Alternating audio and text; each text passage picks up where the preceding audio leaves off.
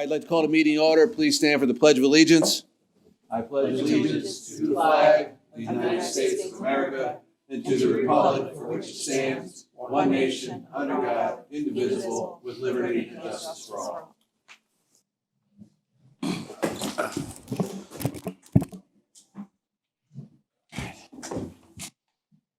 All right, next item on the agenda is the approval of tonight's agenda.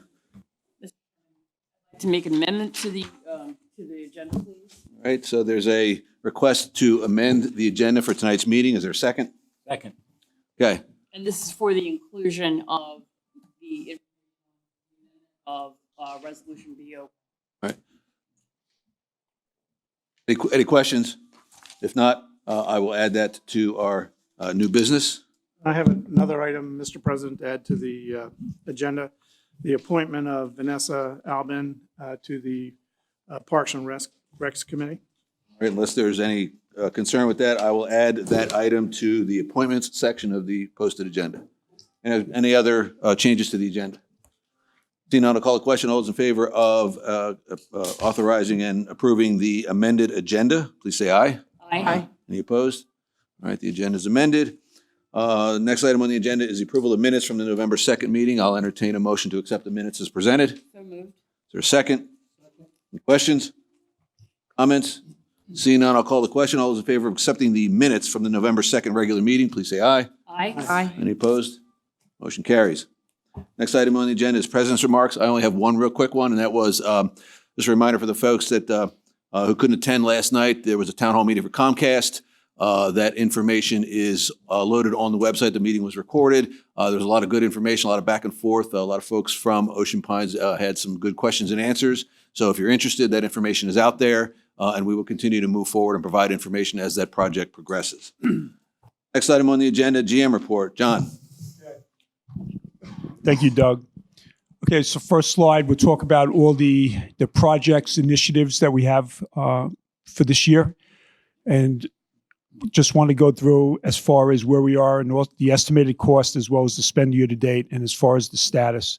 So if you just go down the slide, Clubhouse, Cart Barn, Craft Building, Police, Northstar, everything is on track. The dates are here for the completions. The Clubhouse is May 2020, estimated cost $1.6 million. We've to date spent about $256,000. We are on track for the $1.6 million. Cart Barn will be completed January 2020. If you've been there, you can see that the concrete has been poured, the foundation's in. Estimated cost $400,000. To date, the spend is $118,000. All on track. Craft Building basically complete. January 2020, we have a transition plan with the Craft Club. The estimated cost of the building, $85,000. We're approximately $71,000 to date. We're just waiting for their last invoice. They have a situation on their side with their accounting department. We believe we're on track. Police Building, June 2020 completion, basically just starting there. We've spent $107,000. The estimated cost, $1.3 as of this date, on track. Northstar, we are within the project. We're about halfway. Big milestone this month was the financials, which Steve has produced in his team. Estimated cost for Northstar, $400,000. We still have another 3 months and a game plan that Steve will talk about. We've spent about $300,000, all on track. Simpson compensation study, which I will present the overview tonight to the board.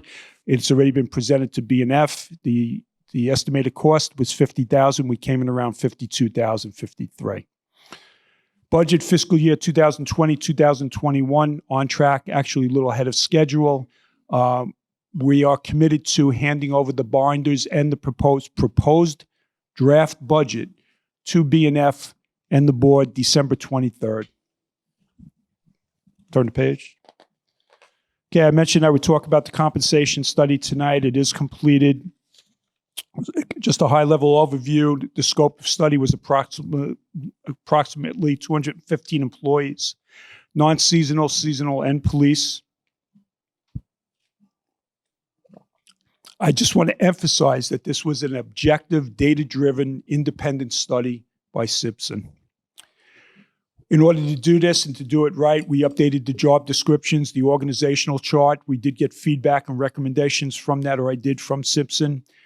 We we did phone interviews with the department heads, and there were performance ratings. So also to do this, we ourselves updated all the job descriptions. There was an overview from Simpson as far as format, and they were basically on track with them, which they needed for this review. And we also gave them our performance ratings, which they needed as part of the study. They prepared and constructed salary ranges for us, which was a minimum, a midpoint, and a maximum for the non-seasonal and the police, which I now have everything at grade levels, and all our different positions are within the grade levels. I also we had them review our medical plans and retirement plans. The results have been presented by me to the Budget and Finance Committee, and we did receive their feedback, which was to go ahead, and they were all good with it. Next page. Give you some highlights, some numbers. Who's got the clicker? Okay. So the observations for the non-seasonal, the total cost to bring 22 incumbents non-seasonal to the minimum of the salary structure is approximately $34,000. This cost ranges from a low of $74 to a high of $9,680. So 22 incumbents, 22 of our employees were under the minimum. So that's what this whole study was about. There's a minimum, a midpoint, and a maximum for each range that the jobs were classified in. Their review, their recommendation is to get every employee to the minimum, okay? The minimum. And that's what it would take. On the police, basically the same thing. Total cost to bring 8 incumbents to the minimum of the salary structure is approximately $28,000. The range was from $1,270 to a high of $4,765. Basically, the officers, as the chief has been telling us for years, did fall below the minimum. Just take it into perspective, the overall current base salary as compared to the 50th percentile came in at approximately 84%. So what that means, if we wanted to bring everybody to the midpoint, or if we looked at everybody at the midpoint of the salary structure for each range, Hi, Frank. we came in at approximately 84% of that. An acceptable You got range, speaker. at least the guideline that Simpson gave us, was defined as 90 to 110%. So if the midpoint for a salary for a range for somebody in a certain grade was $50,000, they would hope that the individuals would fall in somewhere between $45,000 and $55,000. So we fell in just short of the 90%. So the overall on that, just to take for tonight, is that we definitely are not underpaid. We are pretty much in a range. We are probably overall in the aggregate around 84% of that midpoint. We definitely aren't overpaid. If you look at that grade level, the minimum, the midpoint, and the max, and you put it into 4 quartiles, right? The first 2 below the midpoint, and the second 2, the third and fourth above the midpoint, bringing you to the max. The majority of our employees fell somewhere in the second quartile and the first, outside of these 22 people that were below. We did have a few that were above the midpoint in the third quartile. Ocean Pines medical coverage was also reviewed and was basically at the 50th percentile. So what Simpson told me and what their study showed was that basically with our 80-20 on the benefits, right? We all know about that. That's basically right there. It's not the low end, and it's definitely not the high end, but it's right where an association or a company that they would recommend. So that's right in line. The Ocean Pines retirement plan was also basically at the medium. The police were separate, and that would be a separate discussion on that. But overall, for what we have as far as a pension plan, we're basically at the midpoint, and especially in the surrounding area. Turn the page. So here, if you can see it, I did want to show everybody the peer groups that Simpson reached out to and did respond to their study. And you can see, and there's a list there from Captain's Cove to Rehoboth, Salisbury, Town of Berlin, Worcester County. So these are pretty much comparables that I did hear and got input from association members as well as people on the board and others. So they did get input. They felt that they had a healthy response rate at 68%. Columbia Association did not participate. I did reach out to them at least 3 times, as well as Simpson, but they just didn't respond. Okay. There was also surveys, Maryland surveys that Simpson used. That would be a survey in itself that they were able to extrapolate information for certain positions as well as overall for us. Turn the page.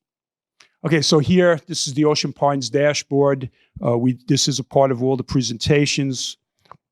Just high level, what I want to just show in here is that the bottom line here is this metric, the detail here, shows that we are responsive. There has been improvement in customer service. I mean, Kobe's been allocated to that over the last 8 months. Michelle and the team, basically, from these metrics, you can see there is a response rate to every call that comes in. And I believe it's in a timely fashion. As far as work orders, that's also shown that we are, and you can see from the production that has come from the team, the work and all the objectives and construction and initiatives, bulkheads and everything, all on track. And you can see by the work orders, we're on top of that. As far as the fiscal budget for bulkheads, that was jump-started this year. Just if you look at the financials, something I did as the treasurer the last 2 years where I could show you that we weren't producing on the bulkheads. Right now, the team is producing and things are moving along fine. Okay, turn the page, get into the financials as I look at the time. So the first slide is the financial change for the month of October. This is variations to budget. You take the first column, it's the prior year, trying to give you the prior year as well as the current year, something that I got from feedback. I think it's good. So if you look at last year for the month, go down to the bottom, net operating, we were favorable by approximately $23,000 to budget. This year, current year, we're favorable $34,000 for an increase of approximately $11,000. Favorable to budget. What caused that? Well, let's talk first about this year, the $34,000. General maintenance was favorable.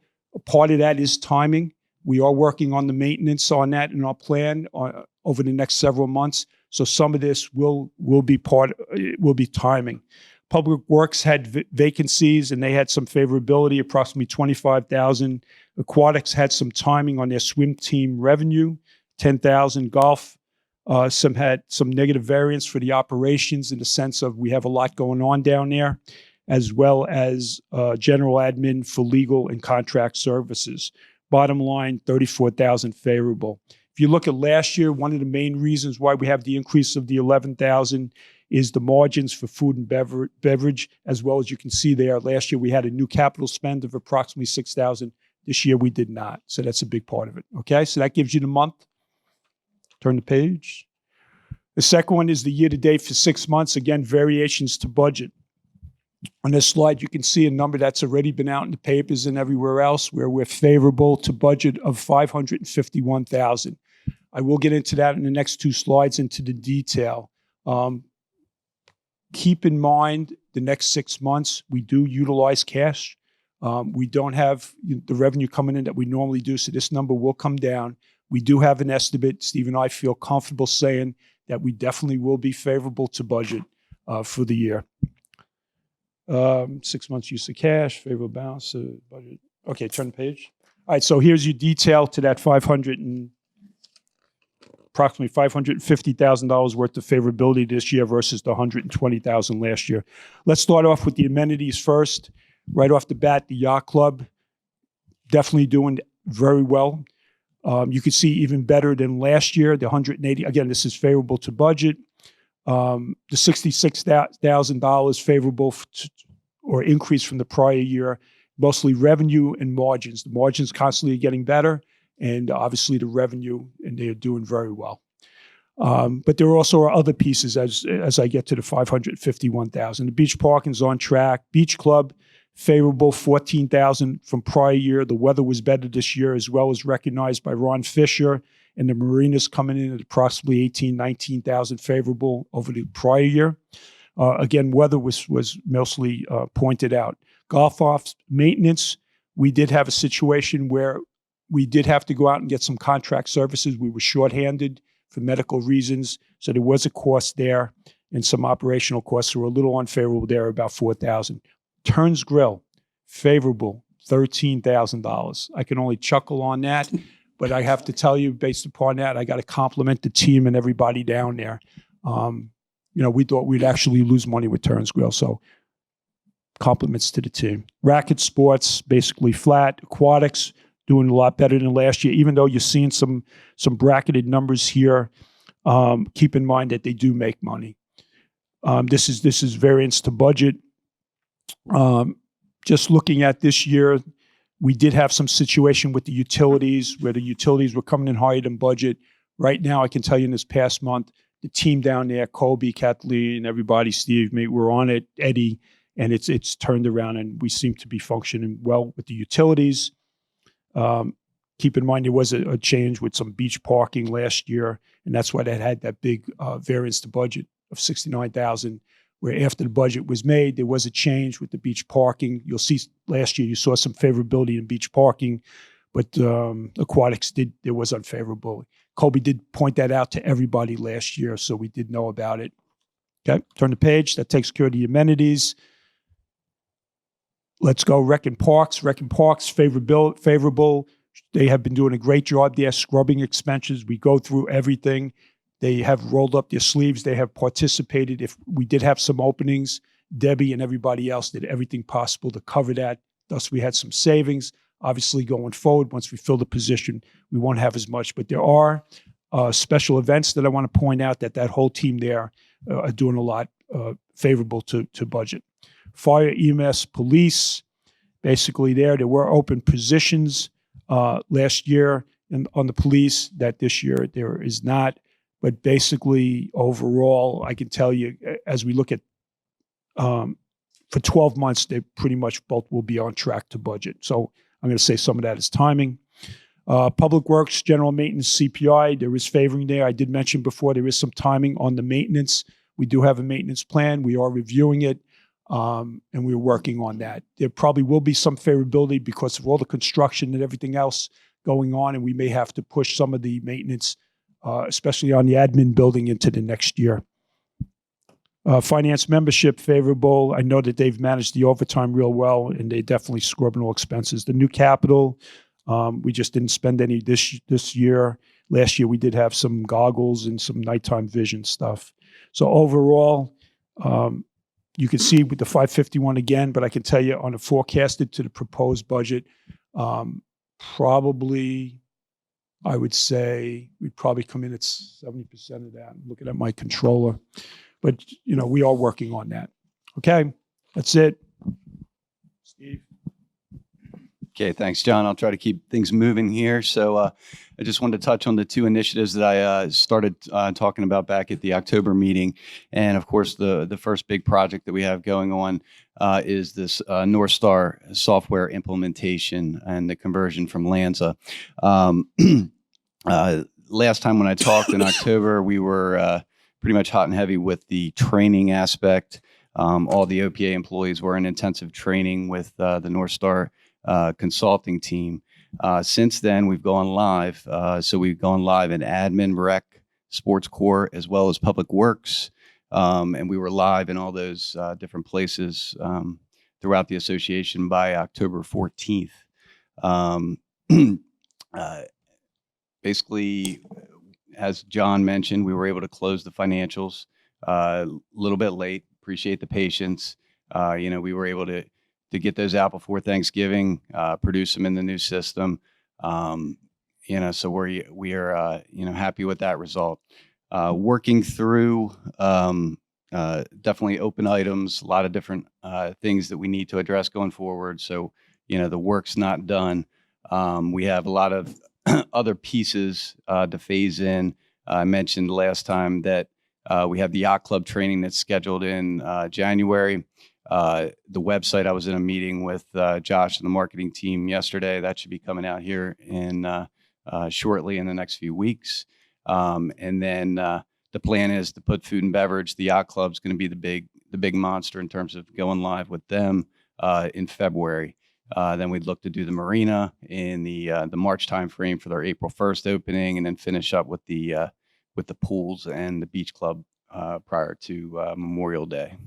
But things going well, and we will jump right into the FY21 budget. And as I mentioned, internal bottoms-up process.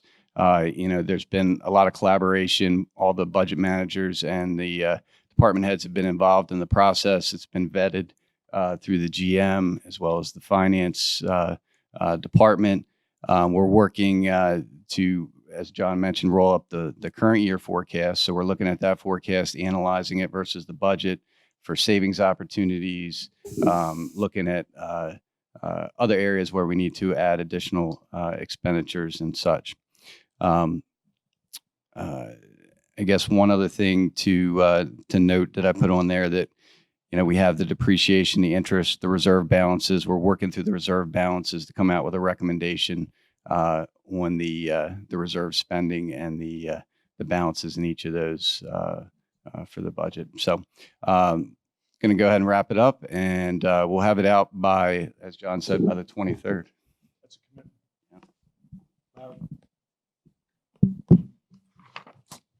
Thanks, Steve. Next item on the agenda is the treasurer's report. Larry? Yeah. Again, from an oversight standpoint, we're working with Steve and John and the Budget and Finance Committee. The next slide. Make sure that, most importantly this year, that we have enough money in cash put aside to take care of the expenses that we are incurring. You can see our laddered investments, again, hasn't really changed in October. We're still earning about 2.5%. We have approximately $14.3 million in cash. 7.3 is invested in CDARs, which again are fully FDIC insured. And the other $7 million is in money markets, earning about 2%. And again, that's an important number because, as John mentioned, the next 6 months will be drawing down cash. And also we have our projects to continue to pay for. Next slide, please. The again, reserves as of October, and I'll just go down to the bottom line numbers because the top line numbers haven't changed. As of the 31st, our replacement reserve has about $6 million in it. Bulkheads, $2.5 million. Roads, $1 million. That's a total of $9.5 million. Our forecast, again, hasn't changed. You can see that balance as of 4/30/19, the total balance for replacement, bulkheads, roads was at 8.836. We added an additional about $3 million. We are expecting a spend this year of $7.4 million, which should leave us $4.466 million at the end of this fiscal year. Again, the important number at this point is the replacement reserve number, which should be about $2.8 million. These numbers don't calculate in the interest earning on the accounts too. So from that standpoint, our reserves are we're comfortable with those numbers at this point.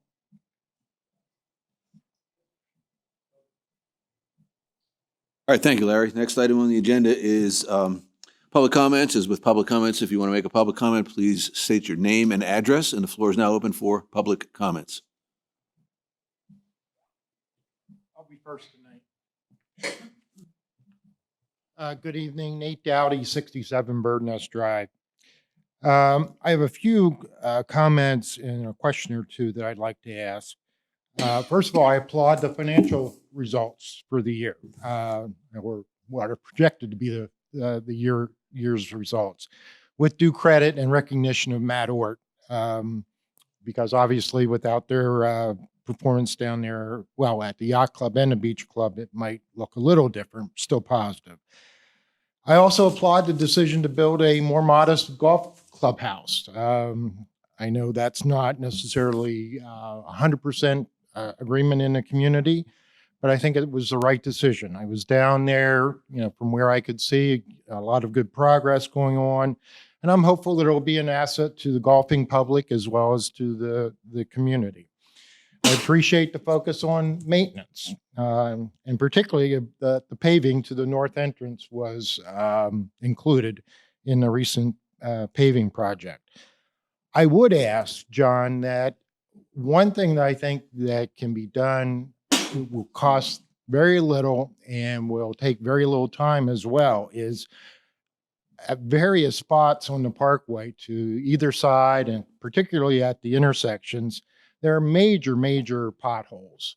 And some of them are probably 6 inches deep or more. It wouldn't take but a day to take some materials and a crew, go around and fill those up. Will they come back? I'm sure they will in time. But, the striping that we did on the roads doesn't look like it lasted more than a year either. John, you brought forth the results of the compensation study tonight, and I think it basically validates a previous study. And although you said you're not underpaid, I think your numbers reflected 30, which is over 30% of your full-time non-seasonal workforce is underpaid. And you also mentioned that no one is overpaid. And I know that was previously debated as well. So I think it just basically validates prior results. You might have used a different survey group, comparative group, but I think it gives you the answer that we knew about. And $50,000 just to bring people to minimum. Keep in mind, many of those people have been working, for some time. I'm sure it also affects a lot of the newer employees as well.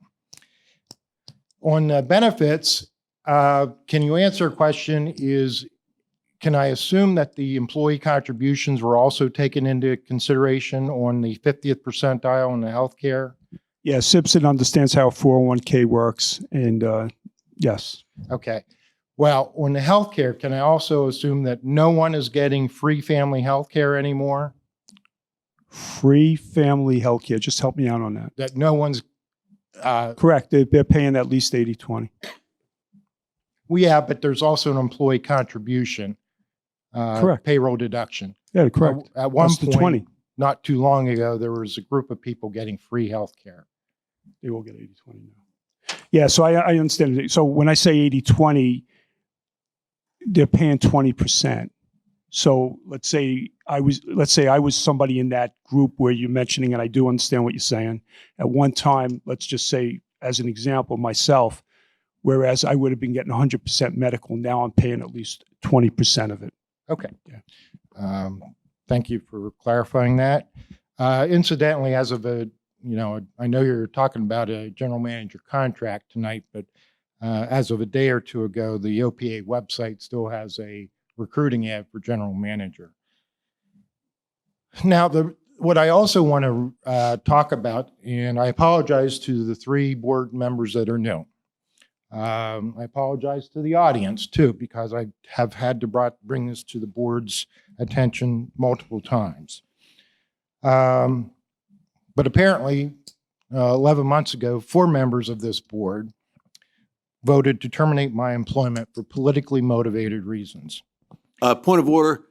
Public comments should be limited to things that are relevant to the meeting in and of itself. And the fact that we have open litigation, I'm very uncomfortable and do not want to discuss this as a public comment. Time. 5-minute time. Yeah, fine. 5 minutes is on, but more importantly, this is not going to be a pulpit. Since there's an open litigation, I will not allow that. Fair enough. You're the ones that put this. I said I will not allow that. That part of the conversation is over. Thank you very much. It's not been a good year for me. It was amateur hour at best.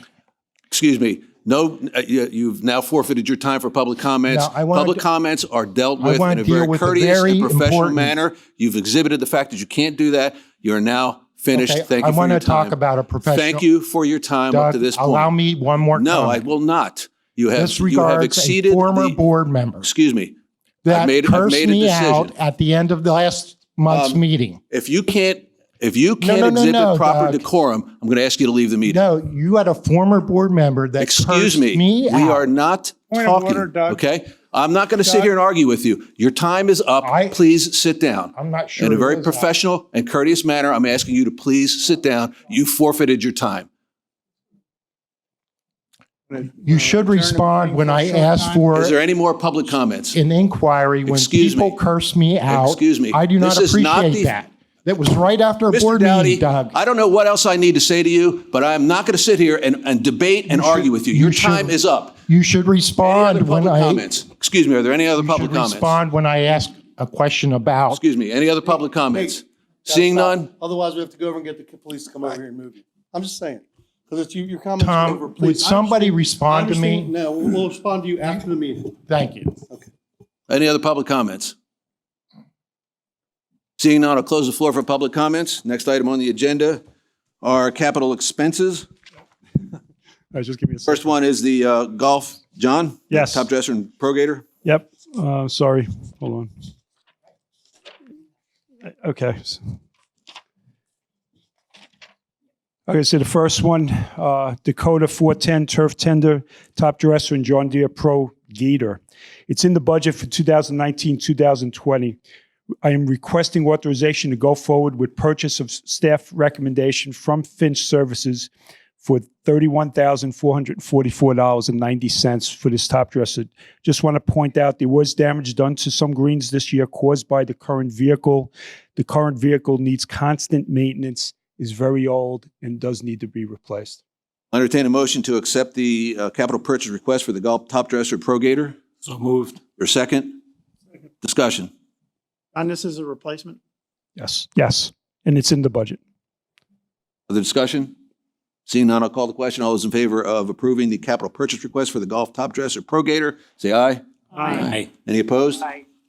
Thank you, Frank. Any opposed? Motion carries. Next item. Okay, next item, golf cart path repair. This is not in the budget at the current time. It is in the DMA reserve study. I'm requesting authorization to go forward with staff recommendation of approximately $40,000 for Chesapeake Paving. Chesapeake Paving won the bid for the roads that you have seen and somebody actually complimented on. They were the lowest bidder when we did that. They're giving us a guaranteed same price as their current contract to continue on and to do the cart path.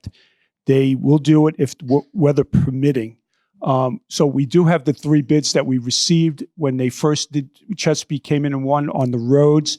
They are not finished with the golf course road. So what I'm asking for is that we can get a good price, and this is if when they come back to finish golf course road, they can go in and do this. I'll call it maintenance or replacement on the cart path, $40,000. I'll entertain a motion to accept the capital purchase request for the cart path repair. So moved. Is there a second? Second. Discussion. Mr. Okay, Have there been Kim. competitive bids on this?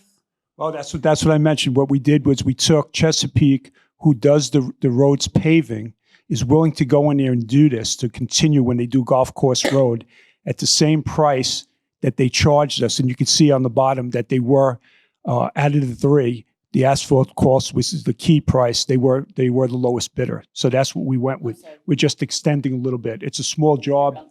Yeah, if I try to get somebody in just to do that, a small job, it would be more. I'm looking at economies of scale. Thank you. Discussion. Tom. So I don't know anything about the difference between paving a road or paving a golf cart thing. There's no difference in price? Is it more to pave a golf cart than it is to pave a road per foot? Do you know? Well, I mean, I've never done it. the main thing is the asphalt cost, and that's going to be whatever. Right. And I'm showing you that they are the cheapest. We're not doing the whole golf cart situation. We're just doing the pieces where, and they will go in and mill it just like you saw they did on the road. So they'll go in and mill where all those roots are.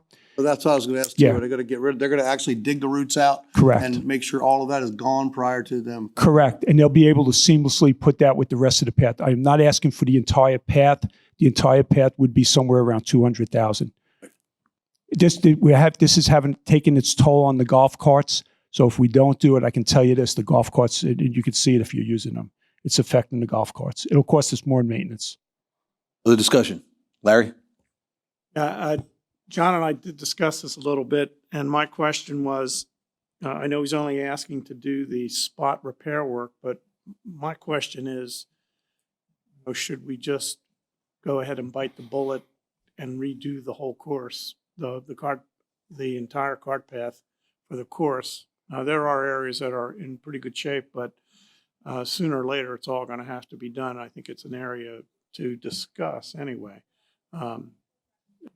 I know, John didn't want to come with that number because it is about $200,000. It's 200. I got an estimate from them. He's got an estimate for about 200 on it. John, do you want to comment? Yeah, look, I really believe from talking to them and seeing the whole thing and seeing where we did it in the past that I believe it could be seamless and I think we'll be fine. I do believe we do need to address this regardless, the routes, because it's taken its toll on everything.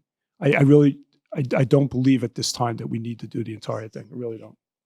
Yeah, I have a comment. 250. Hold on one second. I'll get to Colette and then Tom. John, I know it's not the budget, funding source for Correct. this. So this would come out of replacement. Replacement reserves. Yeah. Thank you. Colette? Yeah, the only question I have is there a big cost savings if we already have the equipment there to just go ahead and do the rest? Oh, you mean to do the Yeah, to do entire? the entire job. They did give us a price. I'm looking at here. It says $250,000 for the whole thing. So it's For the spot repair and. No. Well, then I wouldn't need the spot repair. That would be all part of it. The spot repair, and there's a lot. It's not just a few places. If you've been on it, they're telling me that they can seamlessly blend it in with the rest of the cart path. I think it's fine. Other discussion? Tom? Yeah, I have no problem agreeing to this. Obviously, anybody that's driven down there knows how bad it is for the carts. I wouldn't agree to put in there anywhere right now for the whole cart path. If you're going to bring somebody in, if we're going to do all the cart paths in all of the golf course, we need to have 3 competitive bids just for the cart paths, period. I mean, because that's a whole different animal. It's put together a whole differently than doing roads. You got different equipment. So that's how I would go after it. This I have no problem with, but I wouldn't ever approve right now doing the cart pass. I'd get 3 bids for all the cart pass, which we can still do. Right, and keep in mind, in the answer to the other one, they're going to be there with the equipment anyway, and that's part of it why we're getting this price. Other discussion? Seeing none, I'll call the question. All those in favor of authorizing the purchase of the cart path repair, please say aye. Aye. Any opposed? Aye. Thanks, Frank. And motion carries.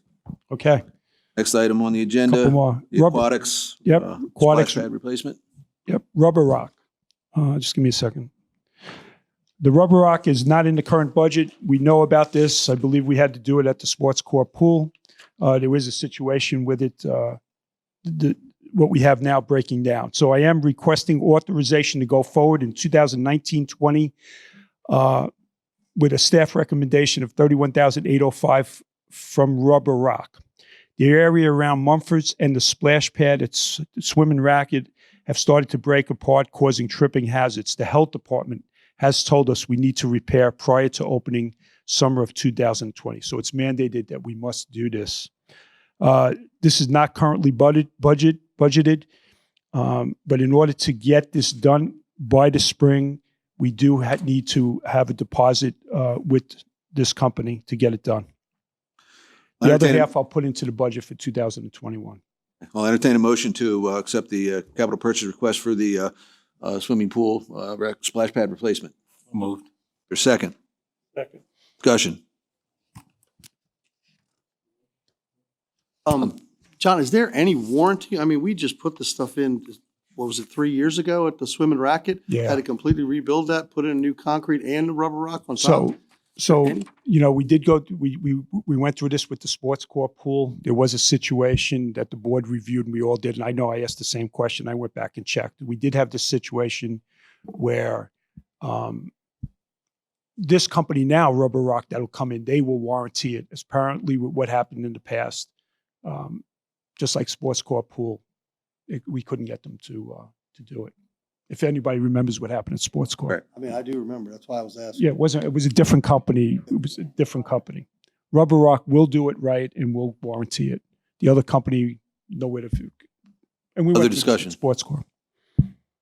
John, question for this one, funding source. So the funding on this, again, that's why we're saying, hold on. It'll be replacement half this year. It wasn't in the budget, but next year we're going to put the other half definitely in the proposed budget. Thank you. But it's a replacement. Other discussion? Seeing none, I'll call the question. All those in favor of authorizing the capital purchase request for the replacement splash pad floor lining, please say aye. Aye. Any opposed? Motion carries. Next item. Okay, the next two are bulkhead replacement. Just some background, as you know, from prior meetings and everything, 2018, 2019, and even the prior years, we really didn't get that much done in bulkheads. The new team in place, Colby, Noby, Eddie, many others, right now, everything is operating on all cylinders. They're getting a lot done. With that said, we are coming forward, and I am requesting authorization to go forward in 2019-20 for wood duck with a staff recommendation of $140,535 for McGinty. That's the contractor for lots 2, 4, 6, and 8. And we have the slides and the pictures for that. This is work that needs to be done for bulkhead.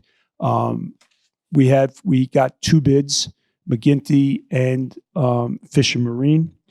I need to point out here that we are engaging all the major contractors for the bulkhead work.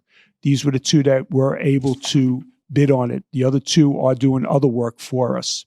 The price that they gave us is within the prices that we're getting for all the other contracts, if not on this one a little favorable because of the way they will do the work or they're able to do the work. There isn't a house involved or anything like that on the second one, but even with this, a little favorable on there because of the staging areas. So, that's what I'm recommending on this. John, point of order.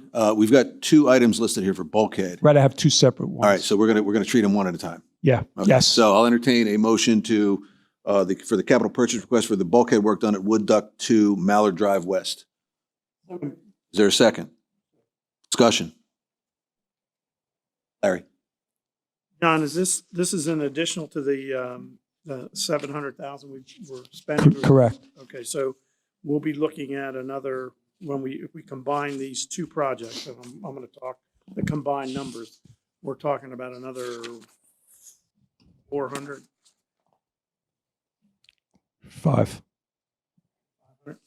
And we've got, I just want to make the point, we do have the money in the bulkhead reserve, so Yeah. that's not an issue. So, correct. Right. This is all coming to excellent, Larry. It's all coming out of bulkhead. This should have been spent in a prior year. The money is there. We have projected this. It's been in all, even in Larry's schedule that he presented, prepared by finance. We have all this reflected. Yes. Other discussion? Seeing none, I'll call the question. All those I have a question. Oh, Frank, go ahead. Frank. We had a 2-year hiatus in doing bulkhead work. With this additional contracts, with these additional contracts, how close are we to being what I'd call on schedule or recovering that 2-year hiatus period? Yeah, Frank, excellent question. Pretty good, pretty close, to be honest with you. I'm happy with what it is, and definitely by next year we'd be on track. Yes. So, and just I believe off the top of my head, I believe the budget for this year was around 1.3, and we're probably going to come in as Larry pointed out about 1.6. Why I'm looking for authorization here. Yeah, we have a staging area. We're moving right now. Other discussion? Seeing none, I'll call the question. All those in favor of the capital purchase request for the bulkhead work at Wood Duck 2 at Mallard Drive West, please say aye. Aye. Opposed? Aye. The motion carries. Next item, John. Okay, so the next one, again, bulkheads will come out of the bulkhead reserve. It's all been there. It's forecasted for the end of the year. It was in the budget for 2018-19, same. Requesting authorization to go forward in 19-20 with staff recommendation of $325,335 from Fish and Marine. I received 2 bids on it for Ocean Parkway, OPA owned. This is somewhere where now with the new staging area and the fact that we don't have houses in the way, they can do a different method. It will even be cheaper and a little more savings than the other linear footage that we've done. Again, I got the 2 bids. This is in the budget, and it's to catch up for a prior year. And we do need to do this. I'll entertain a motion for the bulkhead work at Wood Duck Ocean Parkway for the OPA parcels. Is there a second? Second. Discussion. Is this the vinyl as well on that? Correct. OPA? Yes. Everything now is going to be vinyl. Okay, great. Discussion. Seeing none, I'll call the question. All those in favor of the capital purchase request for bulkhead work at Wood Duck 1 Ocean Parkway, please say aye. Aye. Aye. And motion carries. Next item, Tom. Okay, one more. Community center audio system. As we all know, in the past year or two, there's been situations with the audio and the video, especially in the board meetings. I believe the last several, since we made a change, compliments to Josh and his team, coming forward, something that's not in the current budget. I'm requesting authorization to go forward with a staff recommendation of $16,788 for Midland South Audio to update our audio system. This is a top vendor, been a top vendor for I'm being told, over 2 decades. As far as other bids, one vendor committed to a bid and backed out at the last minute, but did recommend to Josh and us that we should go and look at Mid-South Audio. So that was another one. The third one was from Infoface. They knew we were requesting bid for 4 rooms, but only provided a bid for 1 room, the Acetique. So we did not take it as a viable. So we're recommending the $16,788 from Mid-South Audio.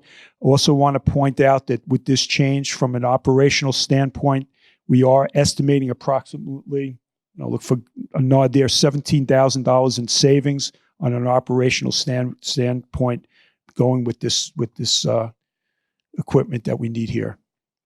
So there is a savings on the other side. And several of the equipment that we've been using in the past, we believe that we can auction and make some money on. Josh is saying yes. All right, I'll entertain a motion for the capital purchase request of the community center audio system. There's a second. Second. Discussion. Amy. Allow for live streaming included in. No. Other discussion. Just say I have had experience with Mid-South, and they are a very reputable, respected company for this type of work. And there will be a savings on the operational side, as I pointed out. Other discussion. Tom. So Josh, does this mean we're going to have, I can ask Josh because I know he's in the middle of it all. We're going to have ability to use microphones and speakers in the gym as well? So there'll be every room within the community center Correct. will be able to, and it'll all be kind of on the same system. So you could take a mic from one to the other. Okay, cool. Discussion. Seeing none, I'll call the question. All those in favor of the capital purchase request for the community center audio system, please say aye. Aye. Aye. Any opposed? Okay. Thank you. That ends the list of capital purchase requests. Next item on the agenda is CPI violations. There are none to report at this time. The next item on the agenda is unfinished business. We have none from the previous meeting. The next item on our agenda is new business. The first item is a motion to approve the employment contract for the general manager that's been submitted by myself. The motion to move to approve the employment contract for the general manager. Purpose and effect, the contract will formalize the terms and conditions of the employment for the general manager position for OPA. The background, the board has reviewed and discussed the specifics of the contract and have offered its version to the GM for consideration. Negotiated terms have been agreed to by both parties. Is there a second?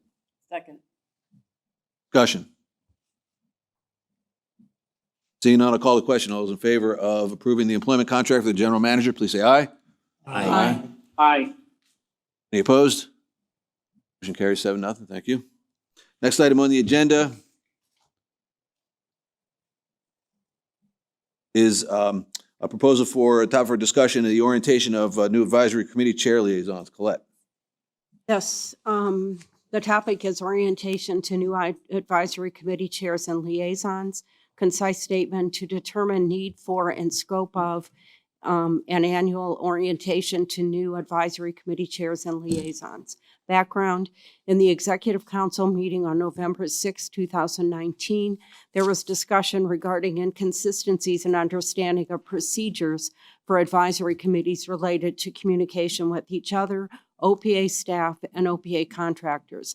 There also was discussion as to inconsistencies among the committees in application of HOA open meetings law and in their understanding of procedures for the Bylaws and Resolutions Committee review process. Revisions to the resolutions governing various advisory committees has cleaned up the language related to these issues.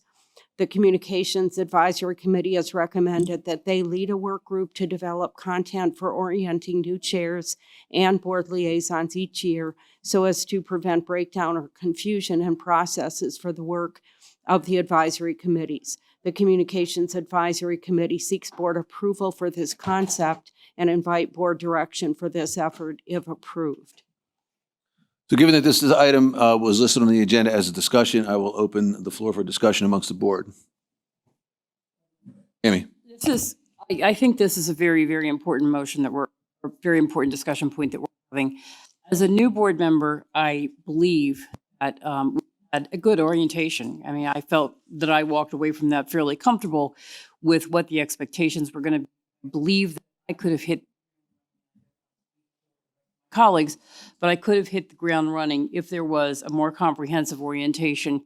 And I'd like to thank Jim Trimmel to bring me up to speed. Laws, rules, other complex material. I don't have anyone to learn from strategic planning, so I'm going to try to put my finger in the dike on that one. But I think that we really do need to take the objectives and the goals are for orientation of various these committees, that there's not a whole lot of downtime. I, for one, would be more than happy to work something I've done and would be excited in any capacity is needed. I think it's really important. As a new board member, there can be some frustration, as many of you who have started new jobs may attest. There is some confusion and walking with a spirit of certainty into what the expectations of these are. So I would. Yeah, let me add that during our discussions at the Executive Council meeting, it was well received. The idea of really putting a lot of framework around what it takes to be a committee chair versus a committee member, because your responsibilities change with that change in role. And there's a lot of intellectual capital that's been collected over time, and I think it's only prudent for us to share that information in a more formal manner rather than having people have to ask for it, and so on and so forth. So I certainly would join you in helping organize all of that information, try to get something. I know that Jenny Cropper-Rhines from the Communications Committee has expressed interest in helping put all that information together. So perhaps you and I and Jenny, and then if anybody else wants to participate, we can at least put some framework around that and really get some collateral that we could formalize and present to new committee chairs or to committee members that are considering becoming a chair of a committee. So, other discussion. Tom. Yeah, I agree. There's a lot of people within Ocean Pines now that either have been on committees, aren't now, or are still on committees. You could probably reach out to them, a couple of them that have been on for long periods of time, and have them help you actually put together a sheet or two that shows exactly what the responsibilities are of a committee chair, of the committee, of any committee. Because the main thing is getting information from the committee to the board. That's the biggest, and that's where the biggest struggle is in all the committees. We have all these people that want to help, but they have no idea when they get ideas, what to do with them. I mean, I'm a liaison to another committee now that I've never been before, and they had no clue how to get information from their committee to the board. They didn't know it had to go through their liaison to the board, information to the board, and the board discusses it. That wasn't the way they did it. It just sent emails to everybody. So I think we need a comprehensive plan on how to do it. And then you can always pull in some of the people that have been around for a while. We all know a bunch of them, and have them go and attend a committee meeting at the beginning of our fiscal or what have you, and say, this is how it's going to be run. This is how we want it run, through the liaison and to the board. And any information and anything you need from the board, you can get it back through them. But I think it's a great idea. I just think we need to do it all in 1 month so everybody's on the same page, with every committee. So Yeah, and another case in point, we can use it as a recruitment tool, because I wonder how many people who maybe wanted to volunteer for a committee felt that they didn't have enough information, didn't know how to really go through, the process of becoming a committee member and starting to participate. So, another benefit. Other discussion? Yeah. Frank, go ahead. Yeah, I fully support this. In fact, I not only fully support it, I think that advisory committee chairs should have to participate in this in a mandatory manner as part of the new board orientation to get things squared around, like public meeting notices, minutes that are required. It shouldn't happen, but closed meetings for a committee, if that would happen. But more importantly, how to communicate and what's expected and what the boundaries are in terms of what we as a board expect from the committee and how the committee expects us to work with them. And that should be all part of just what I call process orientation at the new board orientation for the committee chairs. Thank you, Frank. Colette. Frank, you raise a good point. To make it mandatory, there would have to be a language change in the C resolution. That could be done if that's the wish of the board. What I'm hearing from the board tonight is that they would like to be the owners of a work group to achieve this objective. I will also say that the Communications Advisory Committee and specifically Jenny Cropper-Rines has done a lot of work on this already. And I think she certainly should be a vital member of whatever work group is put together. I know she would be willing to do that. I appreciate what Frank said, but I know, as well as everybody else has been on committees in Ocean Pines, how hard it is to get people on committees and to commit to being chair on a committee, because it's a lot of work. So I wouldn't want to make it mandatory that they have to go to our board orientation meetings. I would make it an option if they would like to, but I would want someone either from the board as a liaison or someone from this new work group to go to the committees at the beginning of September, when the new board's in, for that matter, and meet with them and give them the new board's recommendation on how we want things run. And it could be the same every year. But if you're going to make it mandatory, they have to come to a board orientation. I can tell you 2 chairs right now that'll just say, I'll just go ahead and be a board member. It's just, we're asking a lot of them anyway. But I think the more structure you give them also, the more they're willing to participate if they know that they're being heard. That's always been a big problem with committees too, is being heard, thinking that they weren't heard from the board. But I would think that if we did it at the same time as the election, they don't have to necessarily come to the orientation. But when we set up our liaison situation for all of our meetings, we can either have one person that goes and explains what's the bylaws and how you're supposed to be run, or each liaison can do that because we should know it anyway. So that's where that's just my thing after being on committees for the last 5 years. So. But And I would say those are good points as well. I think these are all things that would need to be discussed by the work group and recommendation back to the board. so could a takeaway be, if you wouldn't mind, can you reach out to Jenny and get the process started, since she has done some background work already, and then we can pull yourself, myself, Cammy, I'd be happy to. and Tom, and we'll just run with it at that point. So that's the Sounds takeaway. good. Everybody okay with that? Yes. All right, very good. Thanks for the discussion. Next item on the agenda was added. It is a first reading of an amendment to Resolution B01. Cammy? Yes, thank you. As advisory to this committee, I'm going to yield my time to Camilla, who is in the audience tonight, and I have brought packets for anybody who doesn't have one. All right, request to waive Robert's Rules of Order temporarily.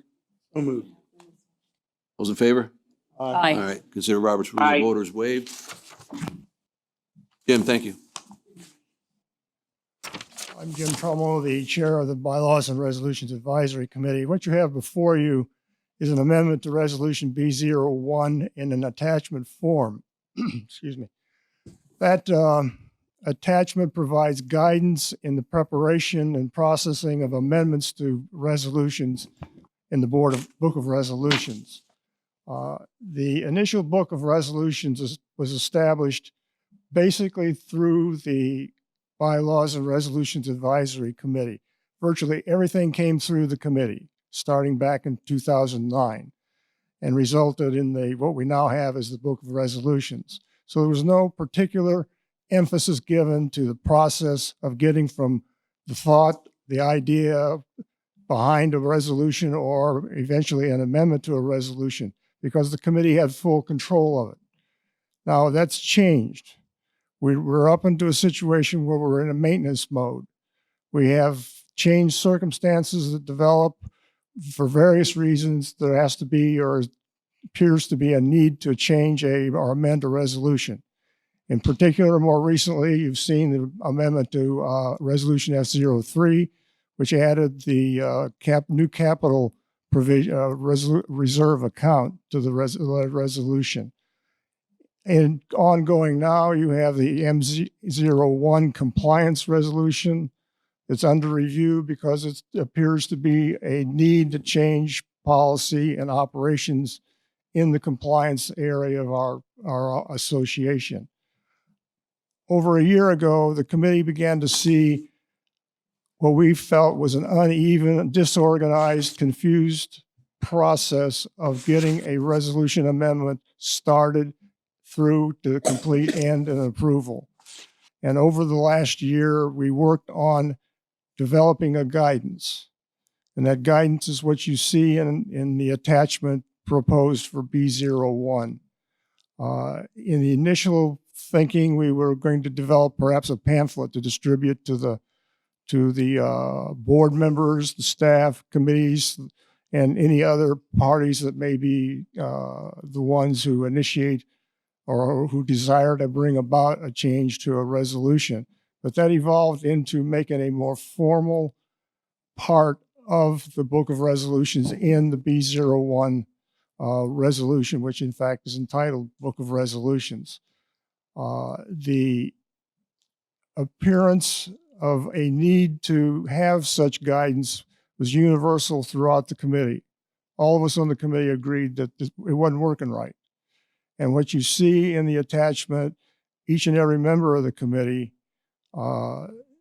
contributed to the words, the phrases, and the idea behind the guidance. It's a complete committee effort that has put this together.